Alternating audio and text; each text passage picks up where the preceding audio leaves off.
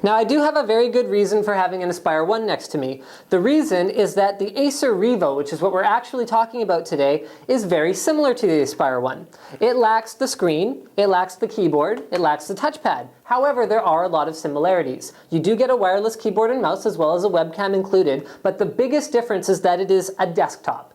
And under the hood, you've got a lot more power. As opposed to the single core Atom processor that you have on all netbooks, you've got a dual core Atom processor, the 330. So that means you have 4 processing threads for 2 cores and 2 hyper-threaded threads. Way more power on that front. Now the next thing is that it's using the NVIDIA ION platform. So that's an integrated GeForce graphics chipset, which gives you better gaming, and it also gives you full 1080p acceleration via the GPU. Very cool, we'll show it to you in a minute.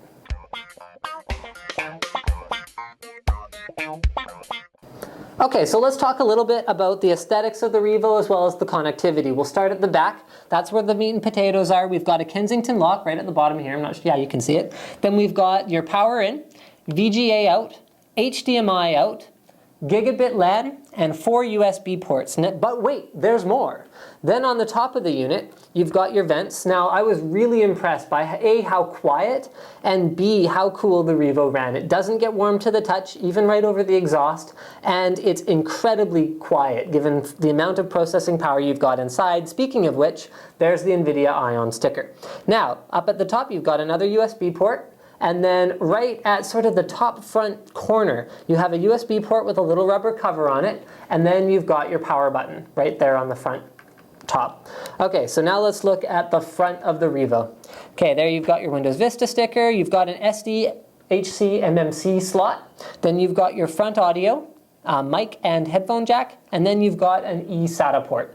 Very cool. Now, something that I should probably show you. So you've got your mount for the little V stand on the bottom, and then you can actually, like the Revo, what I really like about it is that you can kind of put it anywhere. So you can put it down like this. So you can actually access your front USB, your SD from the front. You can also mount it, and it comes with this, which is really cool. You can mount it to the back of any VESA-compatible monitor or TV. So that's really, really neat. It's just a little clip right here.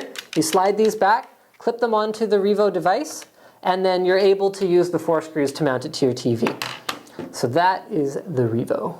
So we're booted up, but we're still missing one thing, and I actually had to check the manual to figure out how to get the keyboard and mouse to work, but if I could get the cameraman to do a close-up here, we open up the compartment. I managed to put batteries in without seeing this. There's a little USB wireless dongle. You plug that into the top or any USB port on the Revo, and boom, there you go. You've got your wireless keyboard and mouse, and they're working now. It detects really fast.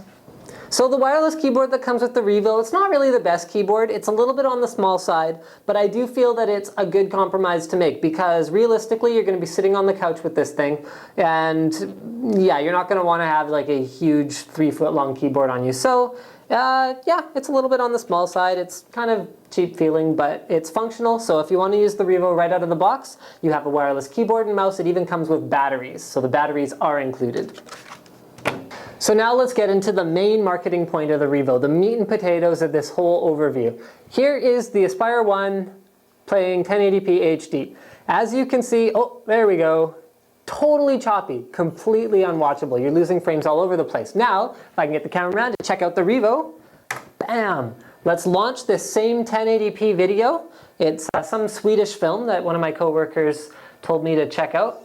So let's fire up sort of an action-packed scene here. Let's get some horses running around, and you can see we can actually skip through 1080p video without any hitches. All we did was download the K-Lite Media Codec Pack, just the normal standard package, and we launched Windows Media Player Classic, and oh, that's pretty gruesome. Anyway, there you go. 1080p playback. And we don't see CPU utilization over about 20 to 23%, even when it peaks. So it's very, very impressive to see that kind of quality out of an Atom processor. It's all powered by the NVIDIA ION. Very cool. Now NVIDIA is talking about the casual gaming capabilities of the Revo, so you can see we've actually got Counter-Strike Source up behind me. It is a few years old, but we're running it at 1920 by 1080, and we are getting decent graphical quality out of it, so we've got everything running around medium. This is kind of a weird map. I don't really... Okay, I died. But anyway, yeah, thank you for watching NCIX Tech Tips on the Revo, and I hope you enjoyed it.